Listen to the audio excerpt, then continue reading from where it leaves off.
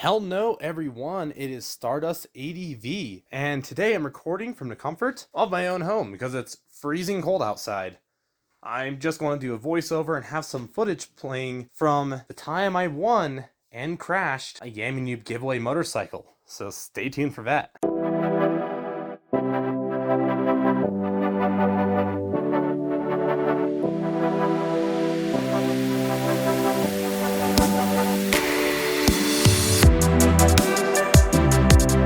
So yeah, if we start from the beginning, I actually got an email. I was at work. I got an email, and I was so excited because I was like, wait. I won the Interceptor. I went back to Discord, checked the link to the live stream, double-checked the recording of the live stream, like, I guess triple-checked, like 3 times.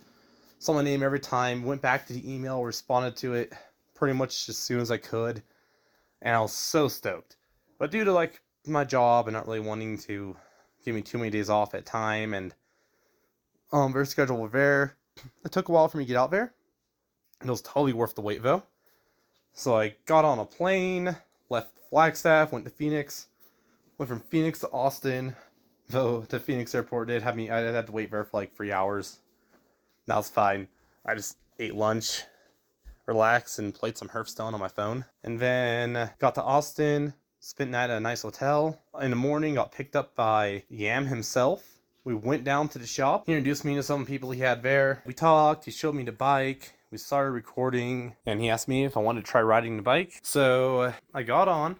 The bike felt real good. I'm going to try to recount what is said about it in my footage because I forgot to record my personal microphone on my helmet, even though it was way quieter than his microphone. Also forgot to request the audio from his microphone. His microphone was great though. Yeah, I forgot to request the audio, so I lost all internal inside helmet audio. And the external audio is just wind noise, pretty much. Except for when it gets to the crash, I'll allow the external audio to play. I'll get to that because there was one part that had both of us cracking up when we reviewed it. That was in the audio, that was just on the GoPro. So I will let that play out for you fully. So yeah, initial impressions on the bike. The seating position was nice. The seat was actually really comfortable. I liked its height. It was a lot taller than like my parents' bikes, but they have some really low slung cruisers. It's also way taller than my Harley. I made a lot of comparisons to my Harley. The master cylinder Yam installed was awesome. The lever feel was real nice, and it gave it much better braking than my Harley. I kept comparing them because they're both air-cooled twins. So I figured that was my closest point of reference. Yes, they're both, in my V-Strom are both 650s. But the V-Strom's engine, being like a high-revving liquid-cooled engine, is kind of a different ballpark. So I figured it wouldn't be the fairest comparison. But yeah, I liked the seat height. I liked everything about it. It was all real comfortable. The engine was pretty smooth and had no issue holding higher speeds. I even got to pass a few cars. You'll probably see that at some point in the footage. It has plenty of passing power. I like to do that when I do my Let's Ride series. I like to talk about the passing power once on the freeway. I could not do a dirt road test, unfortunately. Not this time, guys. Don't worry.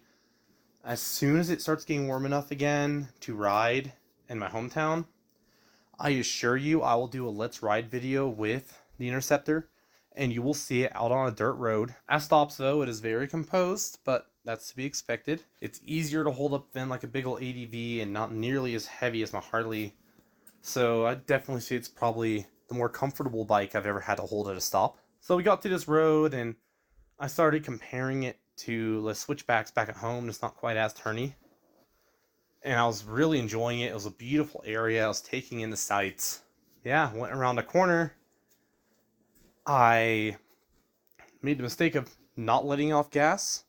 I held my throttle constant through the turn as I added lean, and that was a very bad thing. Don't do that, especially when it's wet. He pointed out in his analysis video, which I will link both of Yam's videos because he analyzes the crash really well, and you'll be able to learn a lot. I highly recommend checking out the video. I'll link the video of my time there, and I'll link the crash analysis video because he did those 2 videos. Both in the description. Check them out when you can. Kept holding my throttle, adding lean. I did not let the throttle. I did not get on the brakes like I should have. So basically no trail braking, just going full send at like 40 miles an hour into a wet corner. The bike slipped out from under me.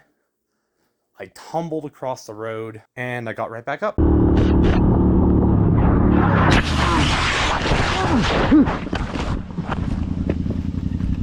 Oh my. Ow. And there we have it, my ow. Yeah, that's what made us crack up. The ow. It was like I was questioning whether or not it really hurt. It was kind of funny. But yeah, I got up, I checked myself out, made sure I was fine. I went over to check the bike. Yam came back to check up on me. We checked the bike out together. The bike was fine. I did remember reading somewhere and also watching a video that was like, after a motorcycle crash, always check yourself, then check the bike. So that's exactly what I was doing. The bike was operational. The levers were just a little bent, both the front brake lever and the rear brake lever. And he asked me, he was like, should I go get the truck? Are you good? And I was like, oh yeah, I'm fine. I think I could take the bike home.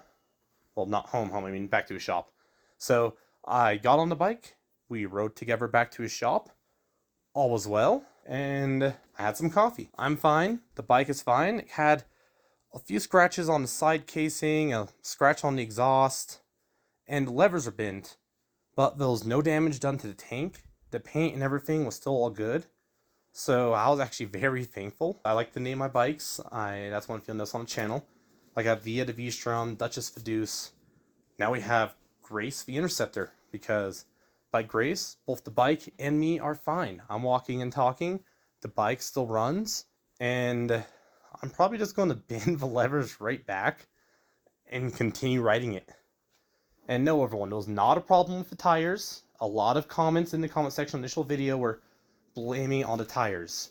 The tires, they were fine. They only had like 600 miles on them, guys. If even, it was less than 600. I think the bike had like 300 miles on it. The issue was me squidding a little too hard through a corner. That's it, guys. The funniest thing is I actually had a thing just earlier. He didn't have it in his video. But I said it, I kind of wish he said it and then played the crash right away. Because I said, this bike does not evoke squid energy. And then I immediately just like bend it in a corner. So it would have been really funny if he like included that and then just cut that and then like had it slow-mo or something as the bike went down. I think that would have been funny because I totally was squidding through that corner. Yeah, no, it was me just being an absolute squid. I honestly cannot wait to show you all the bike in future videos. And that's where I get to the future plans for the bike. I plan on turning it into a scrambler. That was mentioned in his video. I want to put some knobby tires on it, stiffen the suspension up, and I want to put the 865cc S&S bore kit on it. I might eventually change out the front wheel for like a 21, but I know that custom wheels can get kind of expensive. I mainly know that because my dad did custom wheels in his bike, and I was all on the pricier end. So I'll eventually do that. I feel like that's going to be a little more in the back. For now, I'll just put some knobbies that fit stock rims and the bore kit probably, and then probably beef up the suspension a little. If you haven't already, I would definitely appreciate a subscribe. I am attempting to break 100 subscribers. That is something I've never done before on any previous channels I made throughout my life. I would love it if I could get to 100 subs. Thank you guys for watching. Stardust ADV out.